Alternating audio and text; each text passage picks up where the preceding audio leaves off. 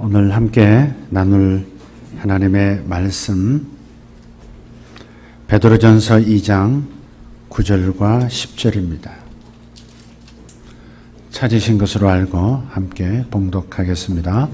그러나 너희는 택하신 족속이요 왕같은 제사장들이요 거룩한 나라요 그의 소유가 된 백성이니 이는 너희를 어두운 데서 불러내어 그의 기이한 빛에 들어가게 하신 이의 아름다운 덕을 선포하게 하려 하심이라. 너희가 전에는 백성이 아니더니 이제는 하나님의 백성이요 전에는 공의를 얻지 못하였더니 이제는 공의를 얻은 자니라. 아멘. 한 찬송을 부르면서 한번 설교를 시작하고 싶습니다.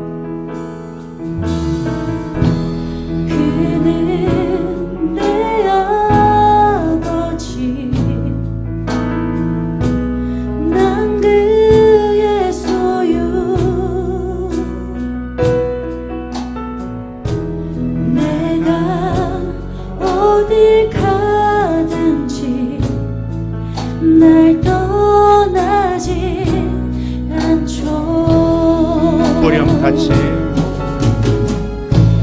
내 이름 아시죠? 내 모든 생각도 아바라 부를 때 그가 들으시죠. 내 이름 아시죠?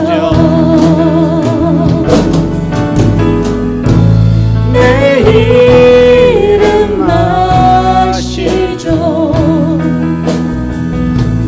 내 모든 생각도 내 흐르는 눈물 그가 닦아주셨죠. 다시 한번 내 이름 아시죠? 내 이름 아시죠? 내 모든 생각도 아바라 부를 때 그가 들으시죠.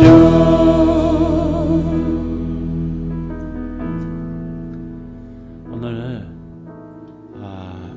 이 CCM하고 클래식 전통 찬양하고 비교해보라고 이렇게 시작한 게 아닙니다. 후렴에 나오는 이 문구 때문에 내 이름 아시죠? 내 모든 생각도 내 흐르는 눈물 그것도 아시고 닦아주시죠. 내 이름 아시죠? 내 모든 생각도 내가 아빠라고 하나님을 부를 때 하나님 들어주시죠.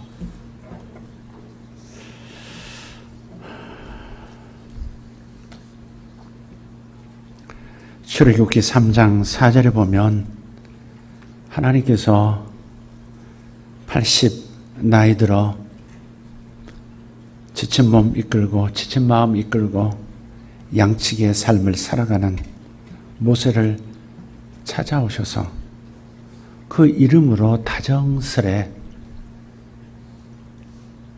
그를 부르십니다. 모세야, 모세야, 모세야, 모세야.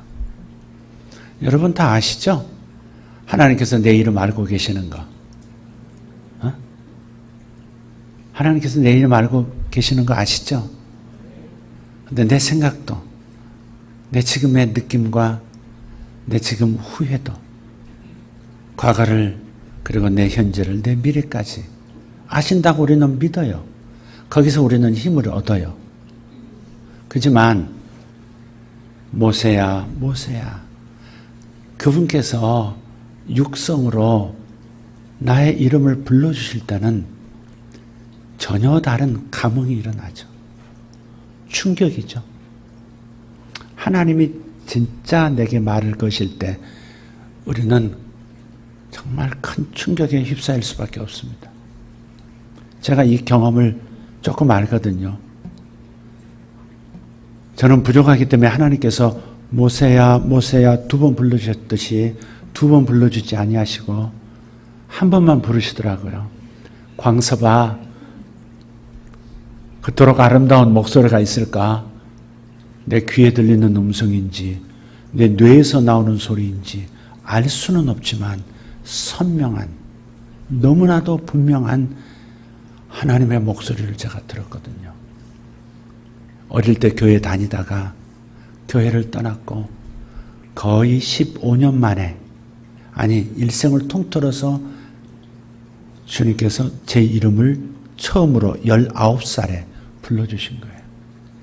교회도 다니지도 않고 하나님을 찾지도 않던 나를, 광섭아, 저는 그 자리에서 무너졌어요. 그 자리에서 모든 생각이 다 뒤집어 버렸어요. 다원사상에 빠져있던 저, 기독교보다 다른 종교들이 훨씬 우월해 보이는 그런 착각 속에서 하나님 등진 것 당연하게 생각하고 살아가던 저에게 제 이름을 부르면서 다가오신 그날 밤은, 그 새벽은 잊을 수가 없습니다. 출애굽기 33장 17절에 모세에게 주님께서 다시 말씀하셨어요. 내가 이름으로도 너를 안다 그러셨어요. 내가 이름으로도 너를 안다. 무슨 의미인가요? 전제된 어떤 생략된 내용이 있는 거죠. 이름으로도 안다라고 하는 것은 그 외에 다른 것들도 다 안다, 그 말씀이죠. 내 모든 생각, 내 모든 괴로움, 내 모든 수치감, 내 모든 열망, 소망 다 아신다는 거죠. 하루하루의 생각, 계획들 알고 계신다는 거죠. 그렇기 때문에 이름으로도 너를 안다, 이렇게 말씀하신 거죠. 하나님께서 내 이름을 아신다고 하는 것은 너무 놀라운 이야기입니다. 정말 저는 놀라운 이야기였습니다.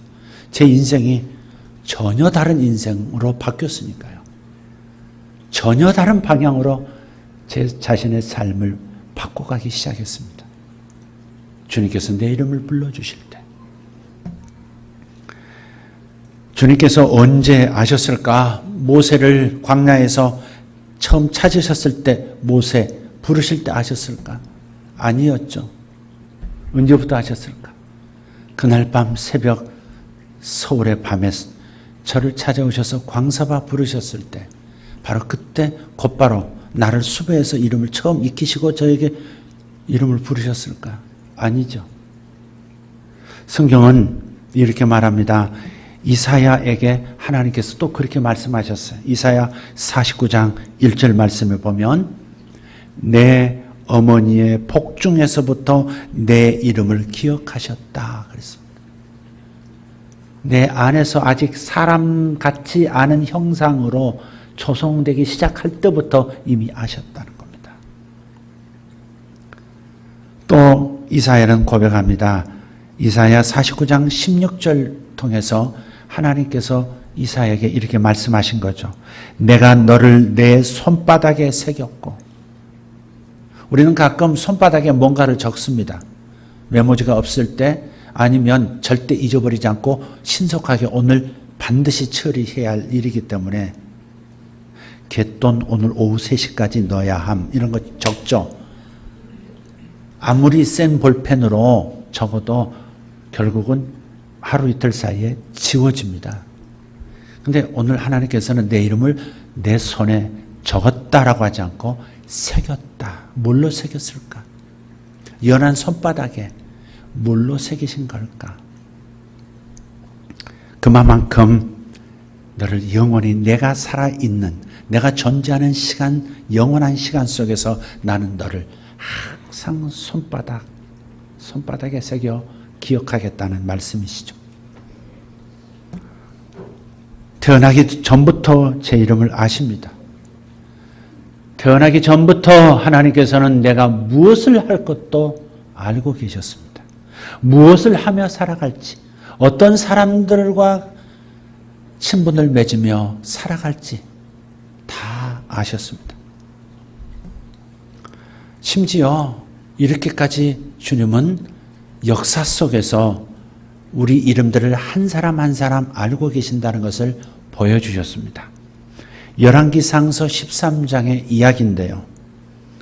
그때 당시 이스라엘은 두 나라로 쪼개졌습니다.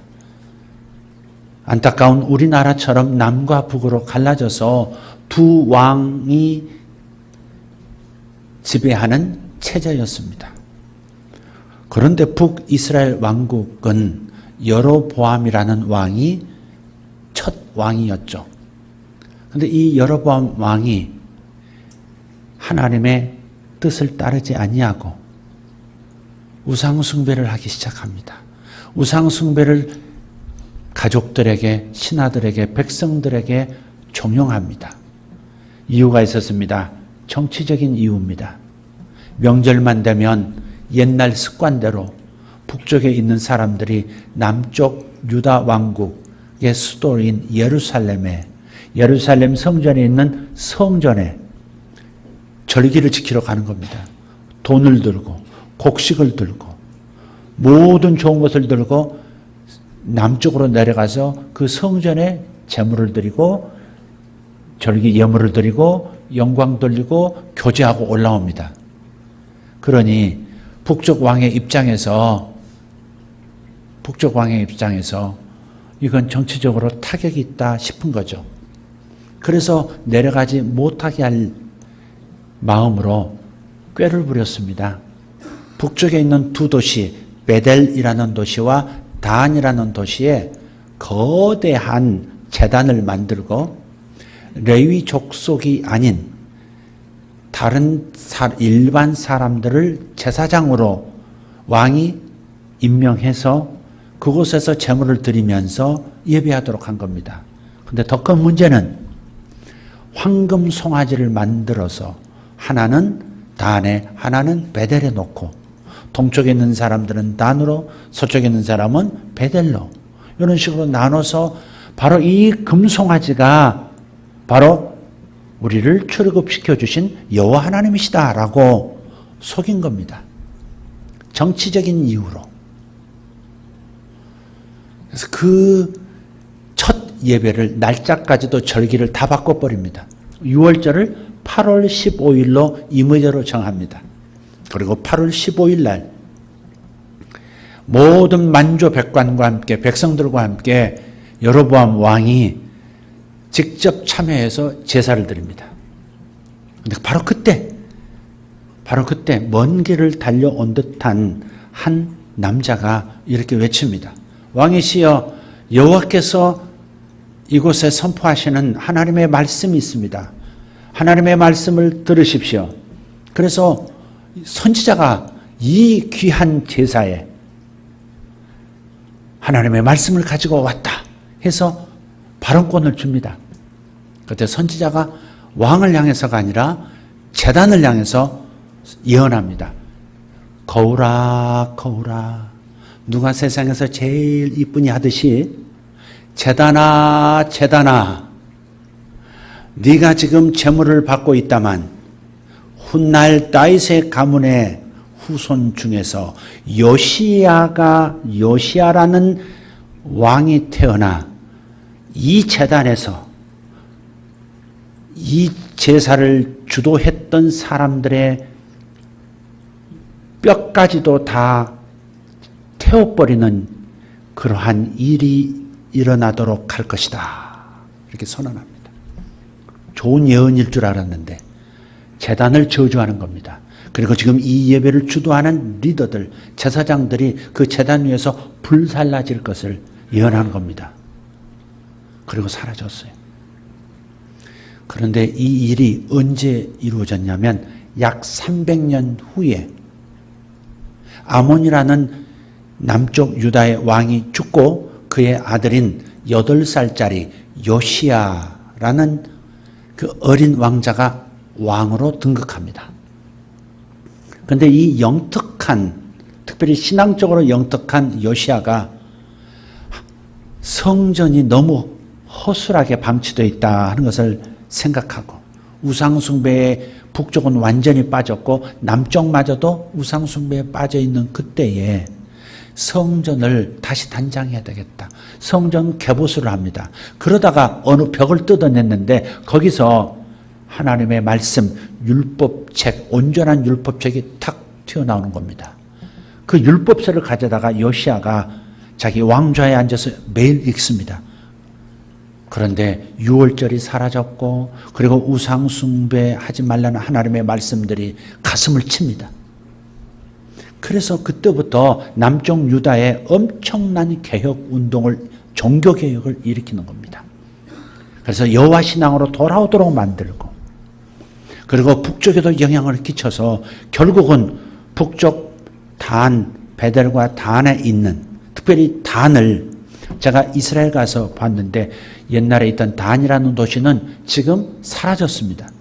지금 그곳은 그냥 그야말로 숲입니다. 밀림 수준의 숲입니다. 우리가 성도들과 함께 그 예루살렘, 그 이스라엘 단이라는 지역을 쭉 따라 올라갔는데 보니까 숲 한가운데 거대한 제단이 있는 겁니다. 그게 여로보암이 세운 그 단이 그대로 있는 겁니다. 엄청나게 지었어요. 그 요시아가 실제로 그때까지도 우상숭배를, 금송아지 놓고 우상숭배하던 그 우상숭배를 종용하던 거짓 제사장들을 다 잡아다가, 거짓 선지자를 잡아다가 그곳에서 불태워서 사형을 시킵니다. 그래서 300년 만에 그 여로보암에게 하신 그 예언의 말씀이 300년 뒤에 성취가 된 겁니다. 그러니까 다시 말하면 300년 전에 300년 후에 태어날 한 사람의 이름을 미리 아시고 사람들에게 예언하셨다는 겁니다.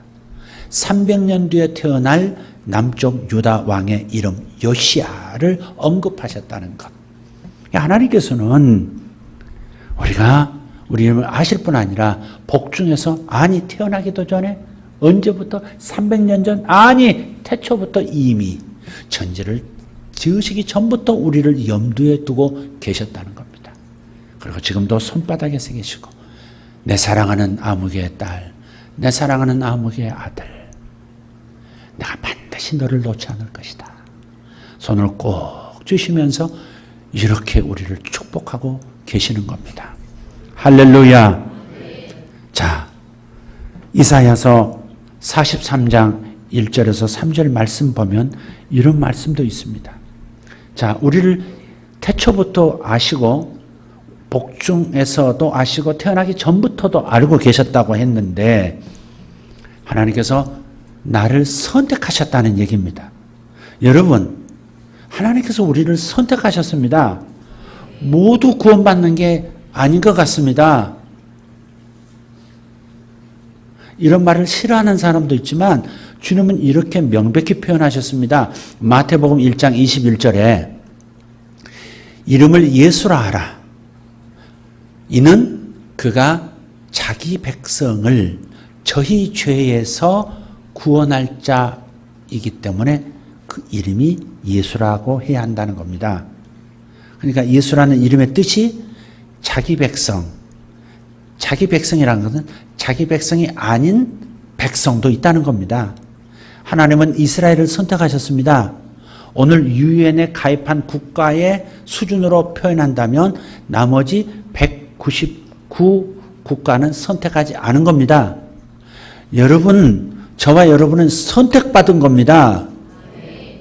그냥 우연히 믿게 된 게 아닙니다. 하나님이 선택하셨기 때문에 믿음을 갖게 된 겁니다. 아멘? 누가 구원받을지 몰라요, 우리는. 그러나 하나님만 아시는 자기 백성이 있는 겁니다. 그래서 우리들을 지명해서 그 많은 사람 중에 콕 집어서 아무개 이제 믿어야 한다. 이제는 나를 따라야 한다. 이제부터는 너는 나의 아들이다. 나의 딸이다. 부르신다는 거예요. 그래서 이사야 43장 보면 내가 너를 지명하여 불렀나니 너는 내 것이라. 한번 읽어볼까요? 야곱아 너를 창조하신 여호와께서 지금 말씀하시느니라. 이스라엘아 너를 지으신 이가 말씀하시느니라. 너는 두려워하지 말라. 내가 너를 구속하였고 내가 너를 지명하여 불렀나니 너는 내 것이라. 내가 물 가운데로 지날 때 내가 너와 함께 할 것이라. 강을 건널 때 물이 너를 침몰하지 못할 것이며 내가 불 가운데로 지날 때 타지도 아니할 것이요 불꽃이 너를 사르지도 못하리니 대저 너는 여호와 내 하나님이요 이스라엘의 거룩한 이요 내 구원자임이라. 내가 애굽을 너의 속량물로 구스와 스바를 너를 대신하여 주었노라. 아멘. 나를 너로 읽었습니다. 잠깐. 잘 안 보여요. 하나님께서 내가 너를 지명해서 불렀다. 너는 내 거다. 내 손에 새긴 내 이름. 그래서 네가 물 가운데로 지나도 내가 너를 보호할 것이고 불시험을 통과할 때도 염려하지 말아라. 내가 철저하게 성벽되어 주겠다. 할렐루야. 여러분 하나님께 선택됐다라고 하는 이 확신은 하나님이 나를 지명해 불러 믿게 하셨다라고 하는 이 확신은 내 삶의 모든 것을 이길 수 있는 승리하게 하는 능력이 되는 것입니다. 이게 참 중요합니다. 자, 그런데 하나님은 내 이름만 아실 뿐 아니라 다른 새로운 이름까지도 주셨습니다. 예수님을 믿을 때 하나님의 아들이 될 때 새 이름을 주셨습니다. 그게 바로 베드로전서 2장 9절과 10절에 나오는 겁니다. 우리의 정체성, 우리의 신분이 여기 나와 있어요. 첫째, 택하신 족속입니다. 하나님 여러분을 선택하신 거 믿으십니까? 와, 나를 선택하셨어. 나를 선택하셨어. 가만히 곰곰이 생각해 보세요. 나를 콕 집었어. 여러분이 고아들이었어요. 이 지구촌 전체가 고아원이었다. 어느 날 고아원을 방문하셔서 쑥 돌아보더니 그 부자, 그 자상하게 보이는 이 남자와 여자가 자기를 쳐다보면서 얘를 내 아들로 할래요? 얘를 내 딸로 할래요? 하고서 자기만 안고 나오는 겁니다. 쟤들은요 이렇게 말할 수 없습니다. 그렇게 아침부터 원장 아버지가 목욕시키고 예쁘게 머리 따주고 오늘 절대 떠들지 말아야 해. 절대 싸우지 말아야 돼. 예쁘게 웃고 있어. 엄마 아빠가 너를 선택하도록 다짐을 받았는데 이 100명 중에 나를 콕 집어서 얘를 나 데리고 갈래요. 얘가 내 아들이에요. 와, 쟤들은요 이럴 수 없습니다. 왜 이렇게 무자비해요? 쟤들은 어떻게 하고요? 이렇게 말할 수 없습니다. 쟤들은 왜 지옥 갑니까? 왜 나만 천당 가야 합니까? 이렇게 말할 수 없습니다. 선택받은 기쁨 속에서 살 뿐입니다.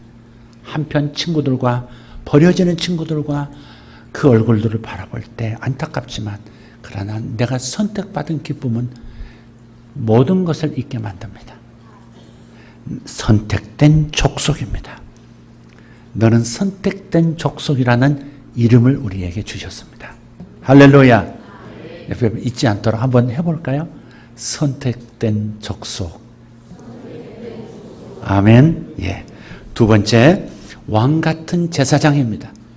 와, 저 북쪽이죠. 지금 21세기인데 저 북쪽은 지도자께서 설교하시는데, 아니 설교가 아니지, 연설하시는데 안경 닦았다고 고사포축 맞아 죽었습니다. 박수 조금 나이 들어서 힘없게 쳤다고 죽습니다.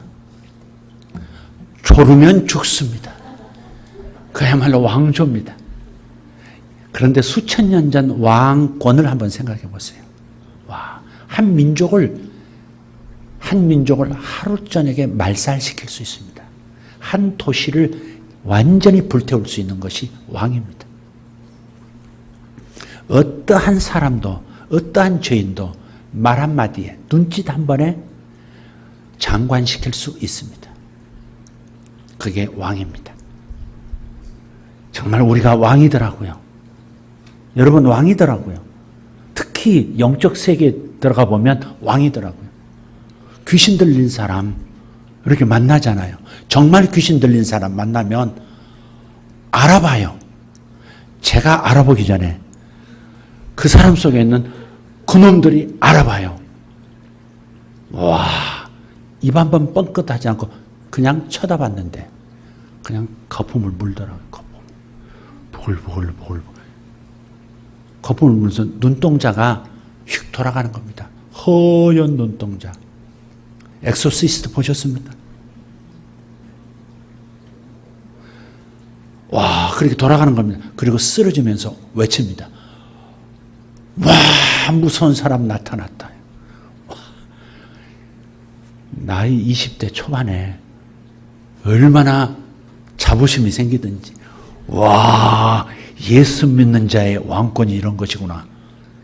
세상에 한 사람도, 한 집단도 귀신 들려 몰살시킬 수 있는 막강한 힘을 가진 귀신의 세력들이 하나님의 아들을, 왕 같은 제사장을 알아보고 쓰러지고 나가더라 이 말이죠. 무수히 봤습니다. 무수히 봤단 말은 좀 거짓말이 되겠는데 좀 봤습니다. 그냥 이렇게, 그냥 바로 이렇게 그냥 나가면서 그냥 사람이 펄싹 쓰러지는 것도 봤습니다. 많이 봤습니다. 무수히 본 건 아닙니다. 조금 많이 봤습니다. 그때 와, 하나님의 자녀가 된다는 것은 권세구나. 요한복음의 말씀이 맞아요. 너희가 하나님의 자녀가 되는 권세를 주신다 그랬거든요. 하나님의 자녀는 권세더라고요. 와. 그런데 우리가 단순히 이런 왕권만을 얘기하는 게 아닙니다. 특별히 여러분의 못난 자아, 비겁하고 못된 자아를 다스릴 수 있는 왕 같은 권세도 주셨습니다.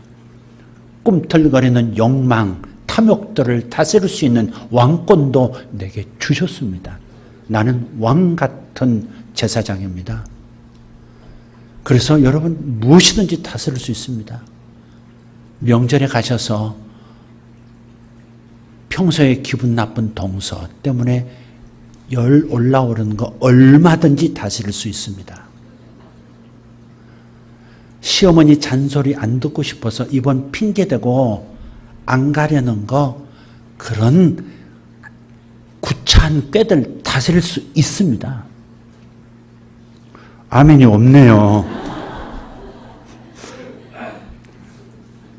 며느리와 시어머니 문자 주고받기 한번 읽어드릴게요. 한번 듣고 한번 웃고 지나갑시다. 곧 추석인데 어느 며느리가 시부모에게 보낸 문자 내용입니다. 그리고 그에 답하는 시어머니의 문자입니다. 며느리 문자. 아버님, 어머님 보세요. 우리는 당신들의 기쁨조가 아닙니다. 나이 들면 외로워야 맞죠? 그리고 그 외로움을 견딜 줄 아는 사람이 성숙한 사람이고요.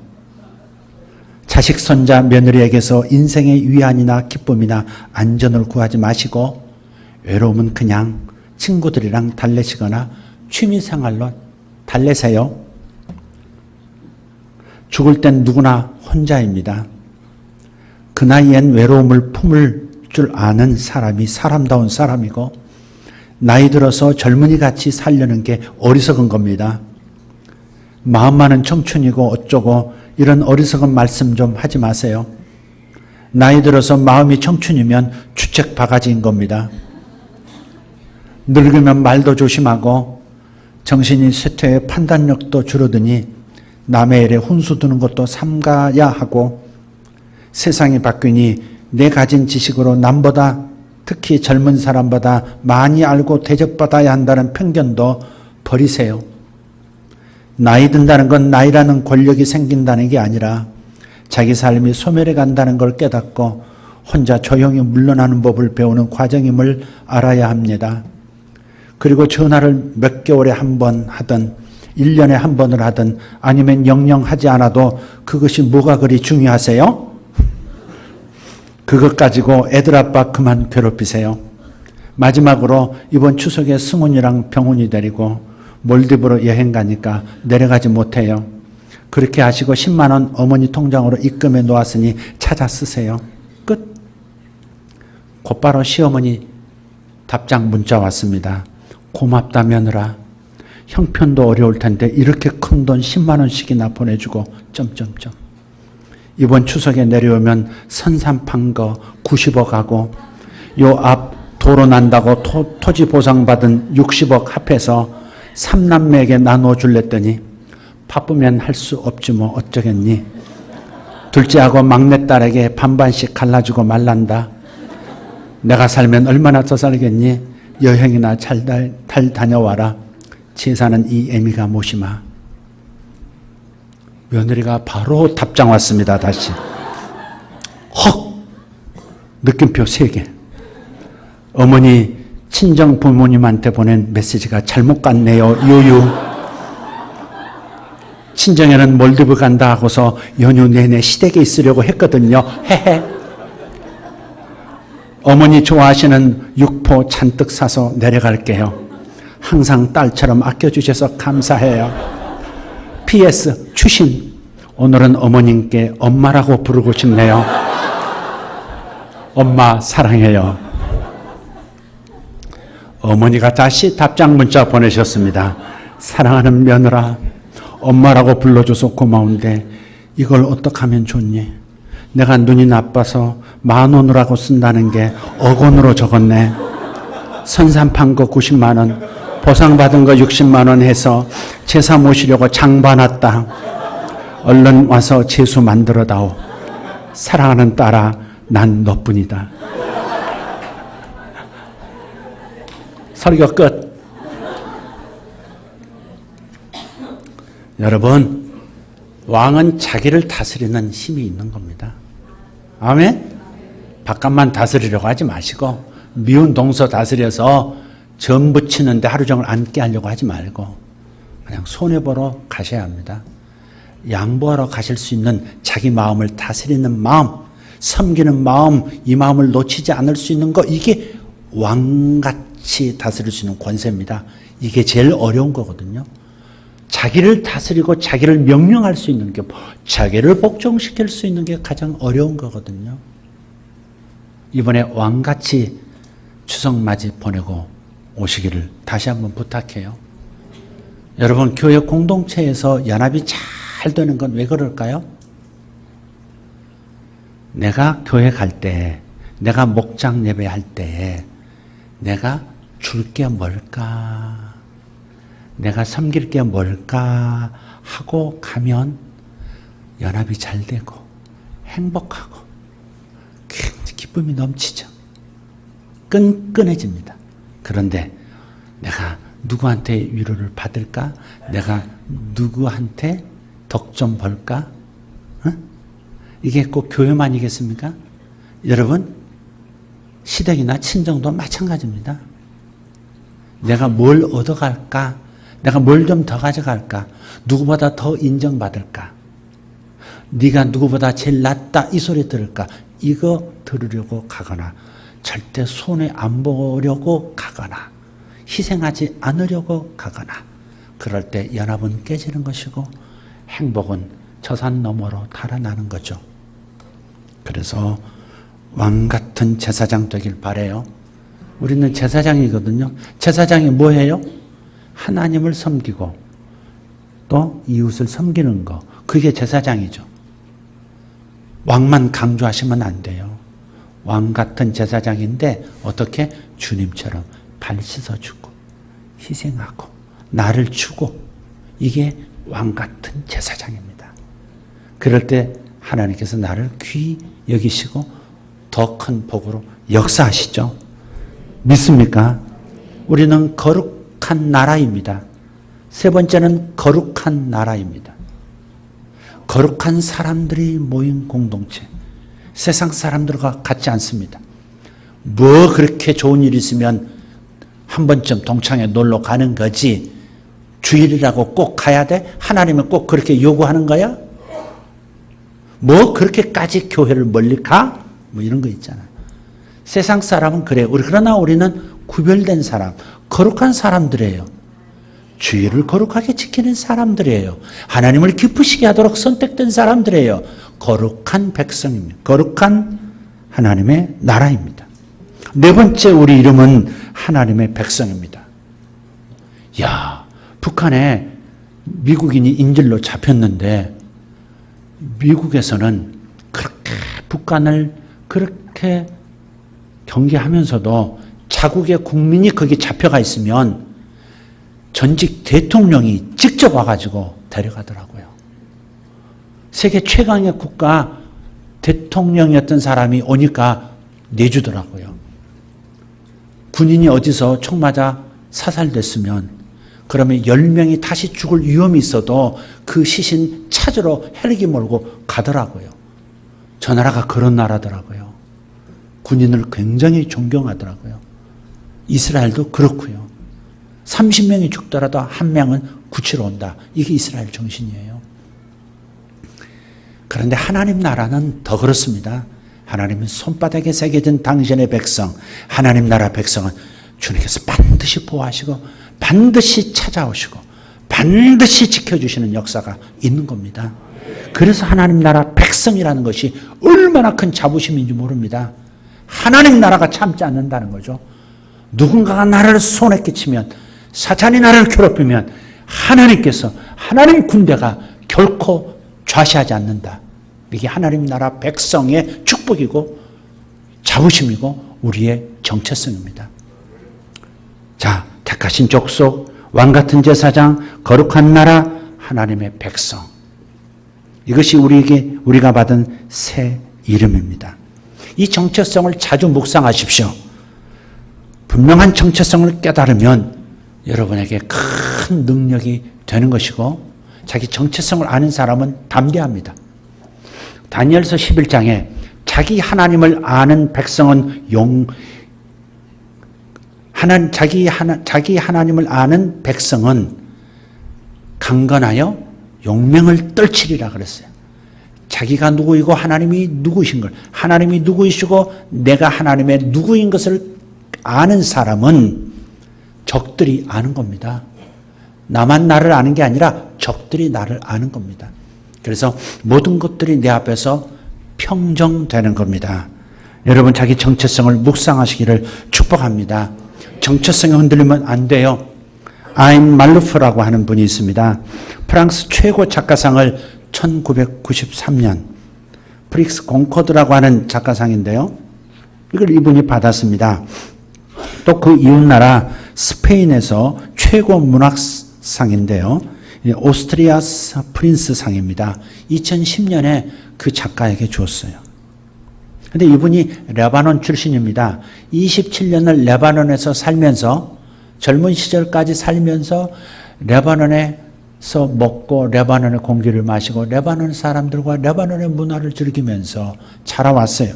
그러다가 1976년에 프랑스로 넘어와서 22년 동안 프랑스인으로 살았습니다. 프랑스 물을 마시고 프랑스 공기 마시고 프랑스 사람인 것처럼 프랑스어로 글을 쓰면서 살아왔어요. 근데 문제가 이 사람이 유명해지니까 자꾸 자꾸 사람들이 질문을 하는 겁니다. 당신은 어느 쪽에 더 가까우냐?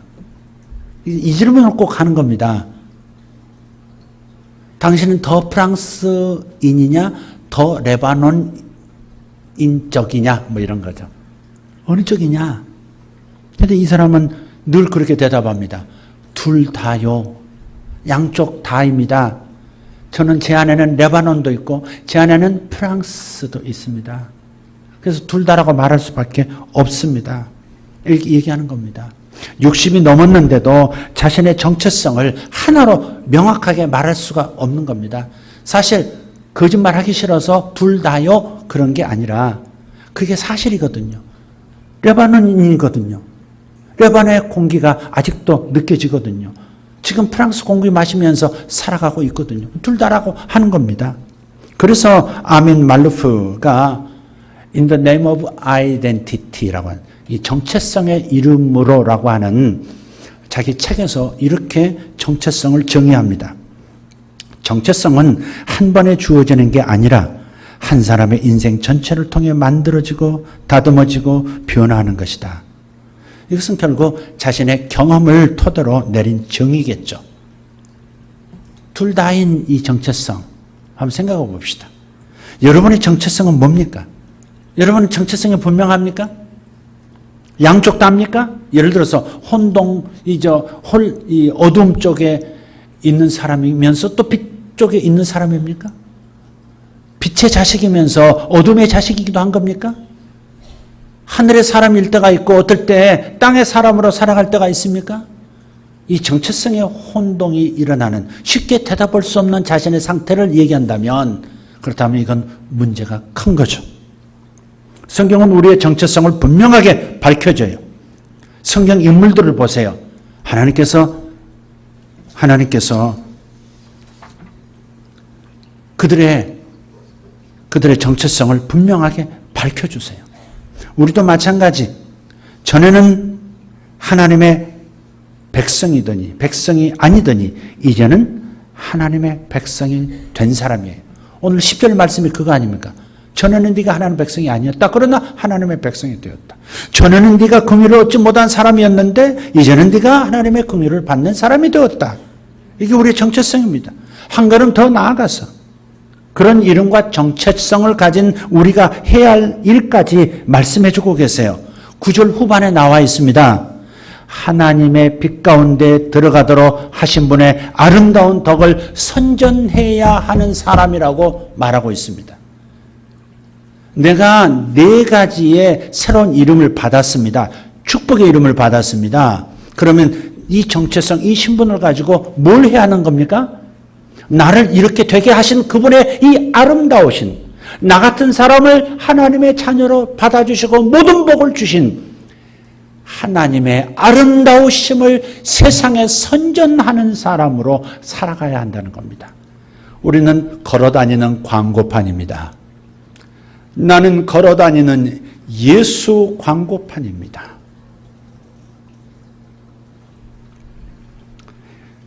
여러분은 이런 분명한 정체성과 그 다음 할 일에 대한 이해를 분명히 갖고 계시는지 살펴보십시오. 1960년 미국 대선 후보 존 F 케네디가 공약으로 이걸 걸었습니다. 10년 안에 인간을 달에 착륙시키겠다. 그래서 미국 우주항공국 나사에서 그 로켓 발사 브리핑을 받으러 나사를 방문했습니다. 그런데 발사장으로 가던 도중에 근무하는 청소원에게 갑자기 질문을 던졌어요. 이곳에서 당신이 하는 일은 뭡니까? 그랬더니 그 청소원이 주저없이 바로 대답하는 거예요. 인류를 달에 데려가는 것입니다. 지금 누가 하는 겁니까? 과학자가? 아닙니다. 책임자가? 아닙니다. 청소원이 인류를 달에 데려가는 것입니다. 이게 자기 정체성, 자기 위치를 분명하게 알고 있는 사람의 모습입니다.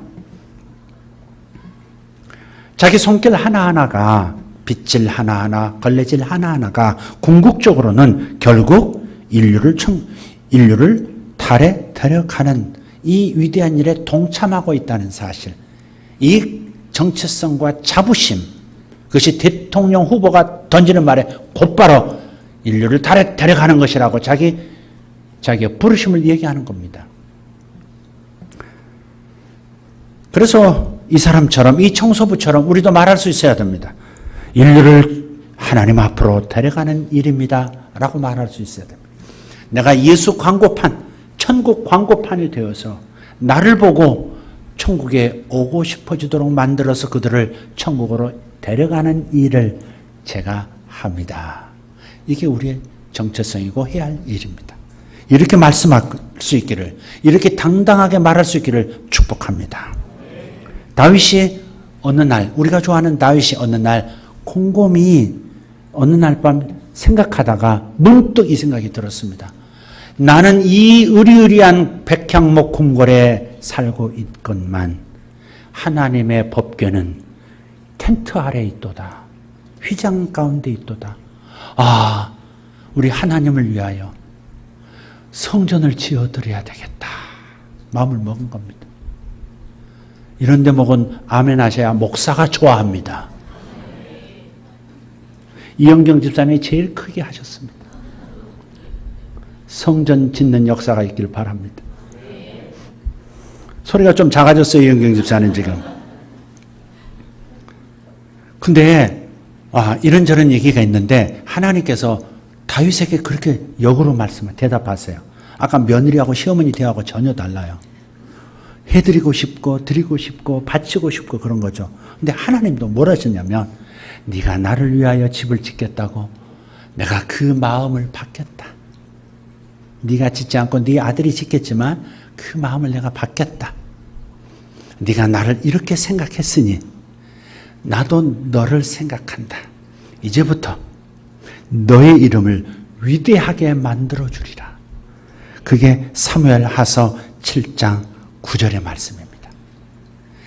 땅에 있는 모든 위대한 사람들의 이름처럼 내가 너의 이름을 위대한 자로 만들어주겠다.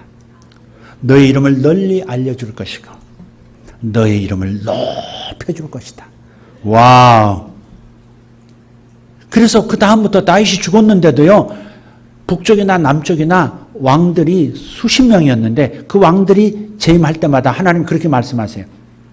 다윗의 길로 네가 행하였도다. 축복받으라. 네가 다윗의 길로 행하지 않았도다. 저주가 있을 것이다.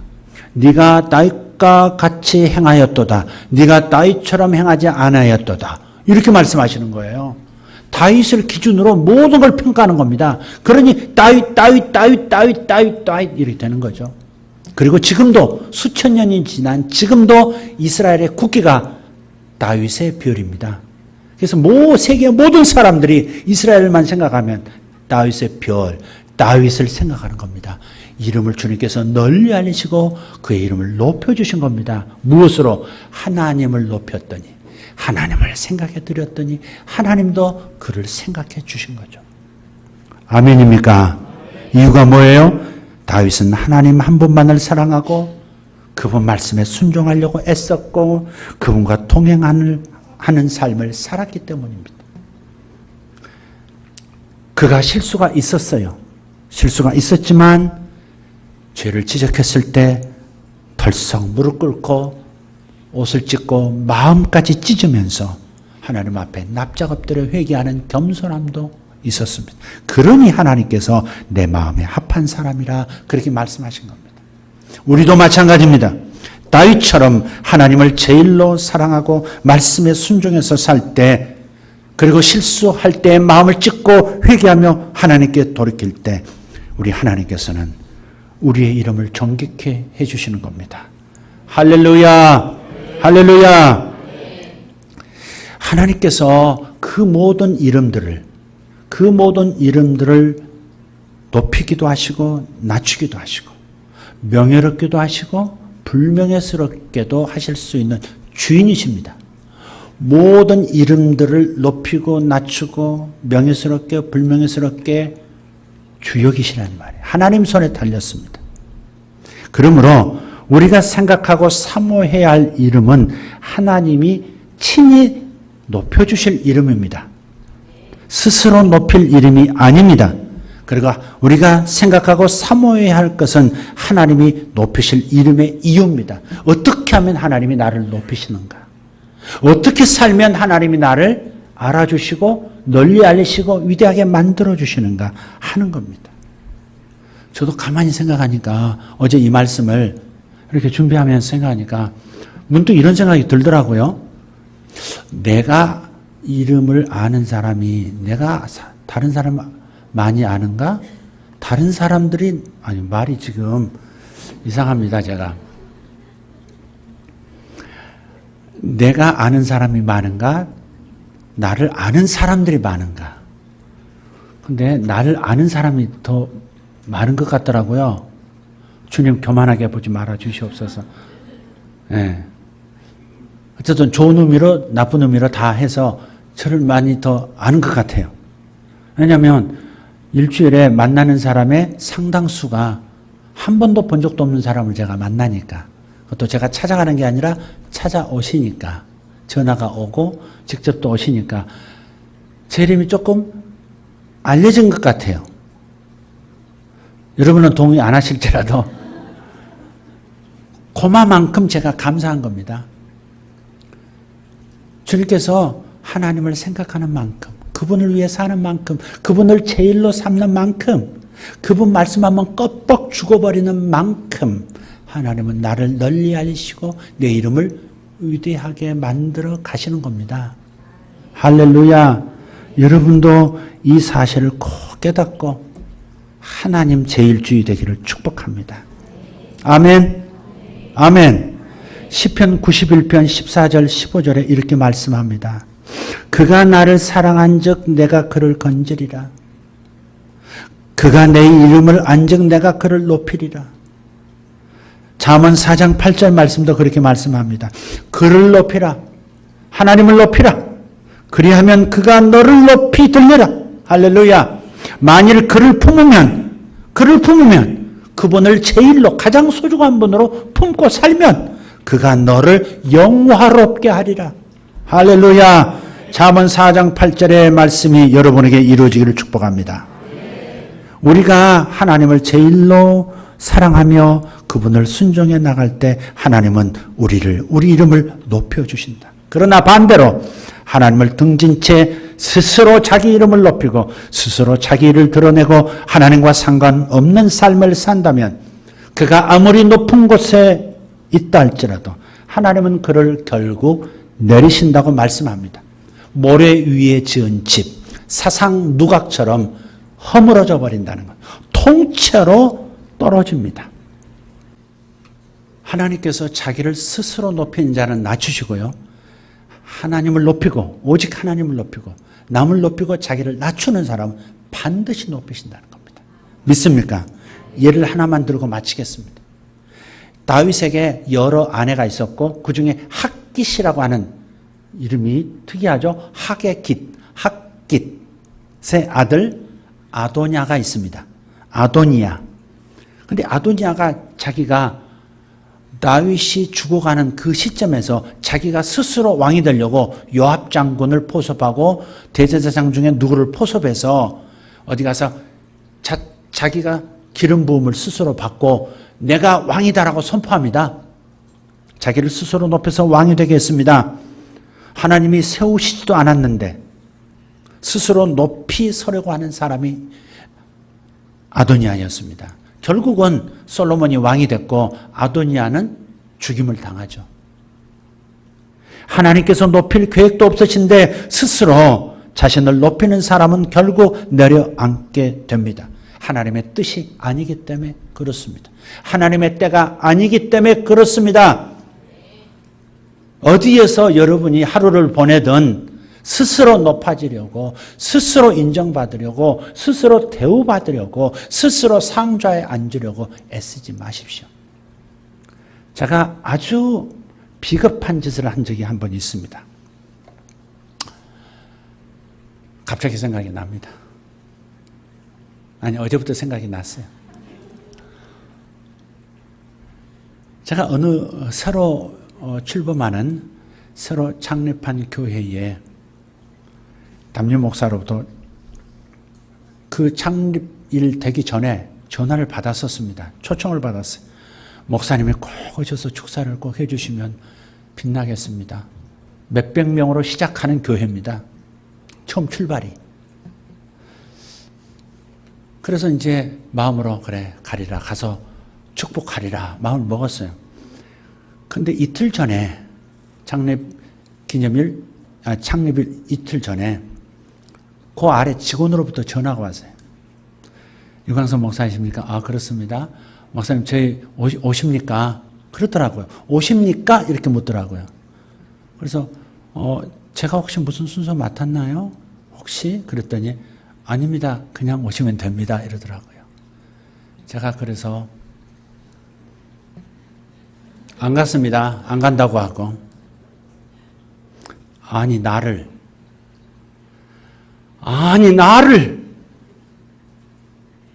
들었다 놨다 해? 오만 가지 생각을 하면서 이 속 좁은 이광섭이 이 목사가 안 갔습니다. 그 담요 목사님이 다시 저한테 불이 나게 전화가 왔어요. 제가 못 간다고 하는 얘기를 딱 하고 그걸 보고했던 모양이에요. 다시 얼른 전화한 거예요. 안 받았습니다.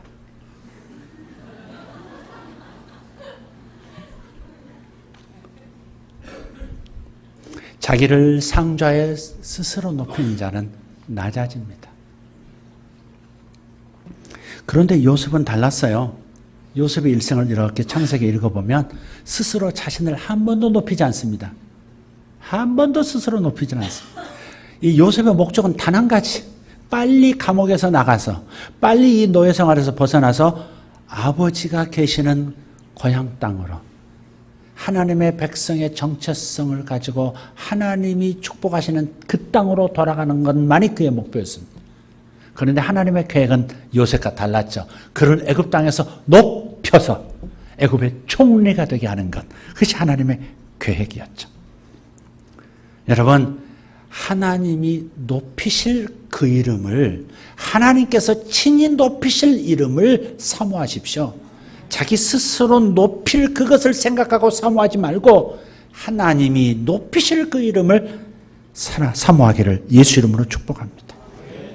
그리고 하나님께서 높이시는 방법을 찾아서 행하기로 결심하십시다. 그 하나님이 나를 높이시는, 내 이름을 높이시는 방법은 하나님 한 분만을 온 마음을 다해서 사랑하고 하나님이 주신 말씀대로 순종하며 사는 겁니다. 기도하겠습니다.